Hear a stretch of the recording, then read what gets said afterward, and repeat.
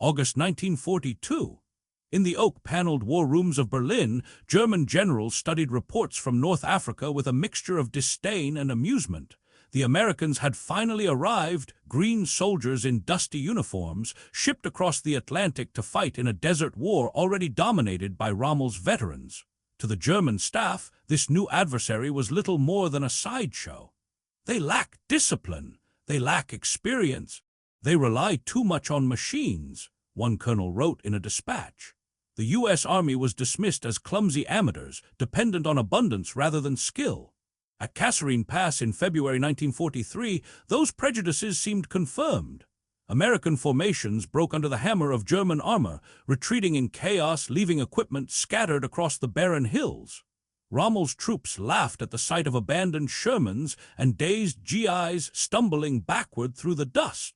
For the Wehrmacht, it was proof. The Americans were soft, incapable of fighting a professional European army. Yet in the United States, General George S. Patton read those same reports with fury. Known for his volcanic temper and iron discipline, Patton believed humiliation was a crucible that could forge strength. When he was given command of II Corps in March 1943, he imposed a transformation so severe that soldiers later compared it to being struck by lightning.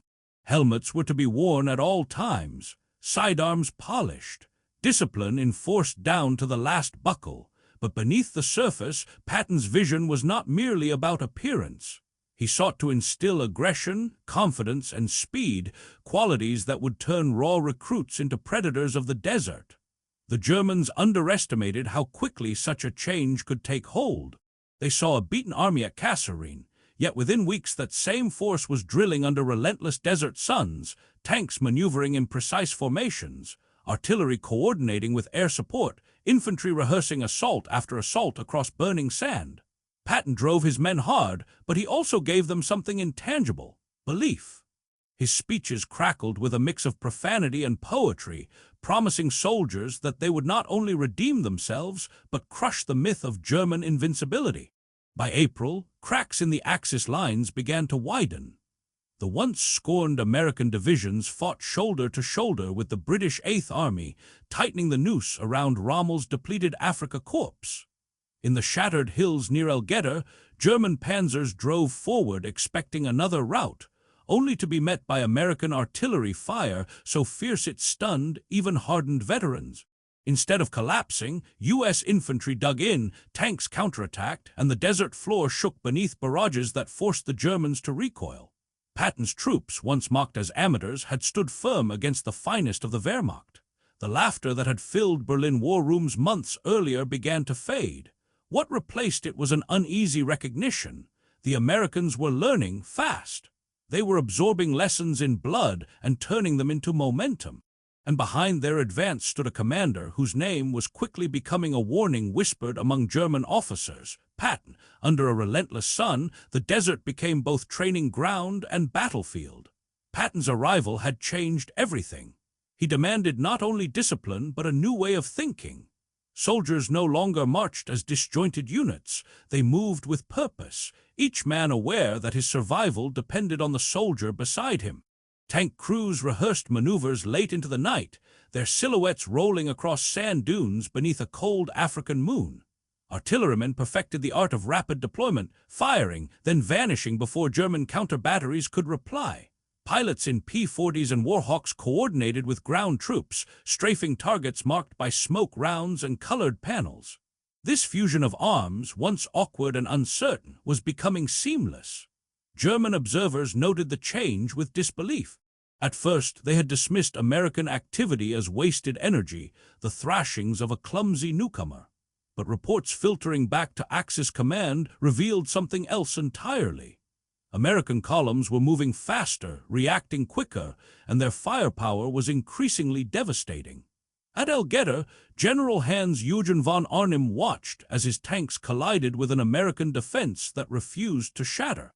Instead of a broken line, he encountered coordinated artillery fire that cut into his armored spearhead. Sherman tanks, which had once seemed laughable, maneuvered with confidence, striking German panzers in flanking actions. The battlefield, once a stage for German mastery, had turned into a contest, and the Americans were no longer novices. Patton's men took pride in the shift.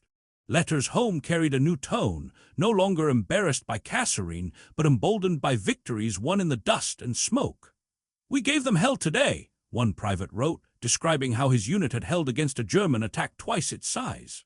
Morale surged as soldiers realized they were capable of not just surviving but prevailing.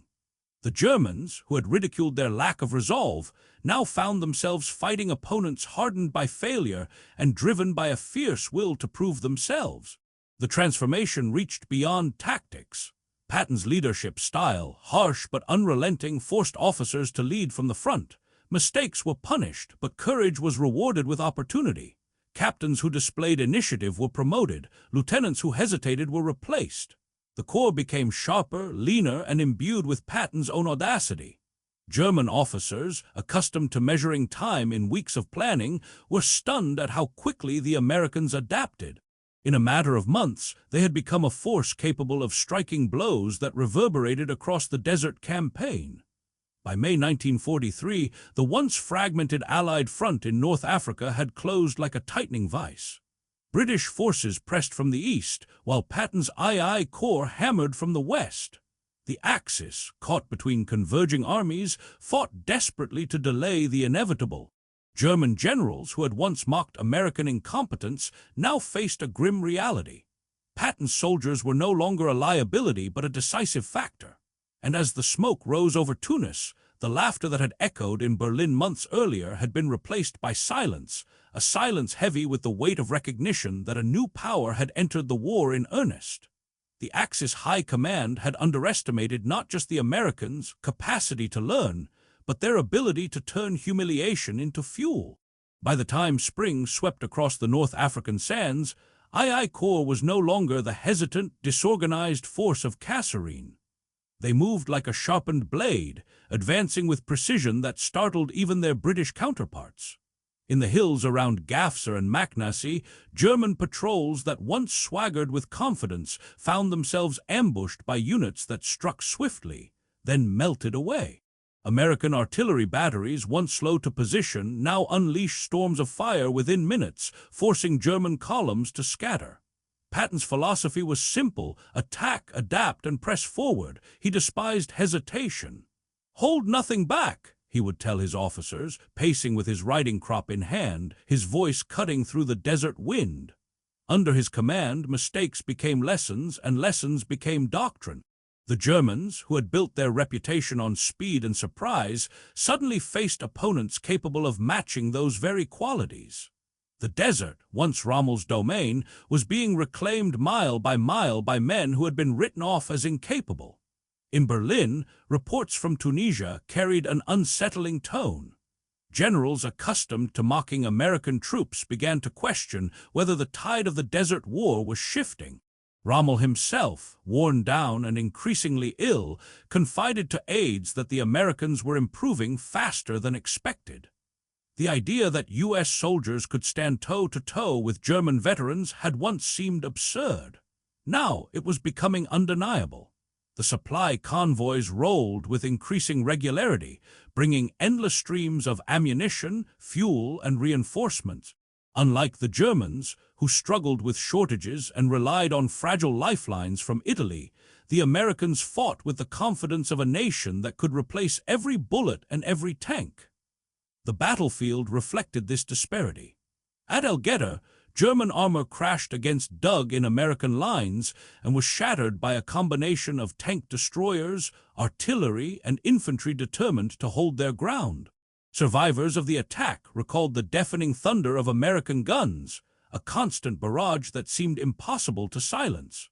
For the first time, German soldiers began to whisper that the enemy was not simply lucky, not merely numerous, they were formidable. Meanwhile, Patton drove his corps relentlessly, insisting they keep pressure on retreating Axis units. Town after town fell as Americans swept across the Tunisian landscape, linking with British advances to form an unstoppable pincer. The Luftwaffe, once dominant in the desert skies, found itself increasingly challenged by Allied aircraft. Control of the air meant German convoys were strafed, their supply routes strangled, and their capacity to maneuver reduced with every passing week. By early May, the Axis position in North Africa was untenable. Over 250,000 German and Italian troops faced encirclement, their once proud Afrika Korps cornered with no escape. American soldiers who had stumbled at Kasserine now marched with heads high, their confidence forged in fire. And as Patton's men advanced toward Tunis, they carried with them the weight of vindication, the proof that mockery had turned to respect, that scorn had been answered with steel. The surrender came not with a dramatic final clash, but with the steady collapse of Axis resistance. On May 13, 1943, the remnants of the once vaunted Afrika Korps laid down their arms. The desert that had witnessed Rommel's bold thrusts and German triumphs now bore silent testimony to Allied ascendancy. More than 250,000 Axis soldiers marched into captivity, their weapons stacked in towering piles, their banners lowered. For the Americans of II Corps, this was more than victory, it was vindication. They had entered North Africa mocked, dismissed as unfit for modern war. They left it as conquerors, standing shoulder to shoulder with seasoned British veterans in a triumph that reverberated far beyond the desert sands. Patton understood the magnitude of the moment. He toured the captured terrain, observing broken German vehicles, abandoned artillery, and the weary faces of prisoners who once believed they would never be bested. To his men, he spoke not of glory but of duty fulfilled. "You've proven yourselves," he told them, his gravelly voice carrying across the ranks. "The world will never again doubt the fighting power of the American soldier." For troops who had endured blistering heat, sleepless nights, and the gnawing fear of failure, those words carried the weight of redemption. The transformation was not lost on the Germans. Captured officers admitted with grim candor that their earlier arrogance had blinded them. Reports smuggled back to Berlin described American troops as relentless and resourceful, buoyed by endless supplies and led by a general whose aggression knew no bounds. One German colonel remarked bitterly, "They are amateurs no longer. They fight with the energy of men who have something to prove, and they do not tire." What had begun as laughter in German mess halls now ended in silence, broken only by the rumble of Allied convoys pressing forward. For the United States, the North African campaign was more than a military achievement. It was a baptism of fire.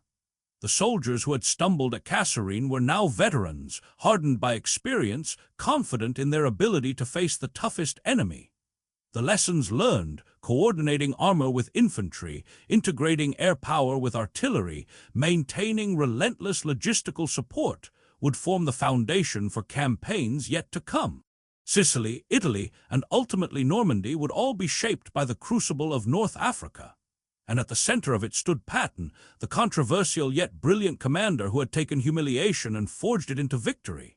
He was admired by his men, feared by his enemies, and watched closely by allies who recognized both his genius and his volatility.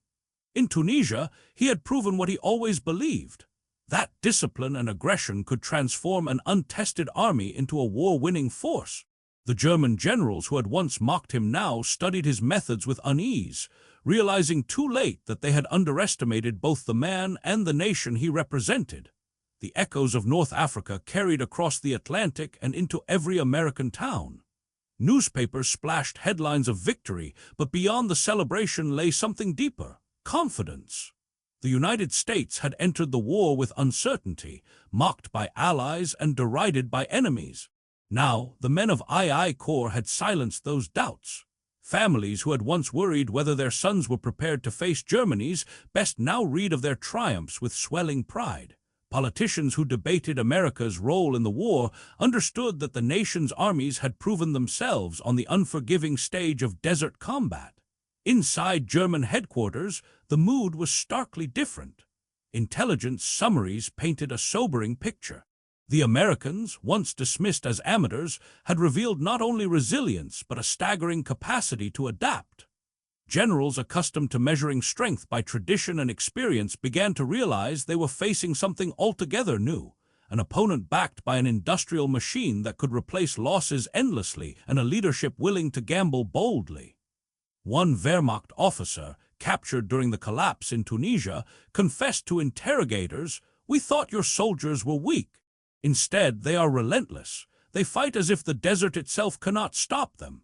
Patton, meanwhile, looked forward. He was never content with past glory. His mind leapt toward the next campaign, already envisioning landings in Sicily, armored thrusts through Italy, and ultimately the invasion of France. For him, North Africa was not the end but the beginning, the crucible that had proven his theories on speed, shock, and discipline. His officers described him as restless, pacing through command tents, sketching future operations on maps even as the dust of Tunisia still clung to his boots. His philosophy had been vindicated: strike hard, strike fast, and never allow the enemy to recover. The men of II Corps felt the weight of their accomplishment. No longer burdened by the shame of Kasserine, they carried themselves with the quiet assurance of veterans. Campfire stories shifted from tales of confusion and retreat to accounts of stubborn defense and sudden counterattacks. They remembered the thunder of artillery at Guettar, the smell of cordite hanging over rocky hills, the sight of German panzers halted by American guns. Each memory was a scar and a badge, proof that they had endured and prevailed.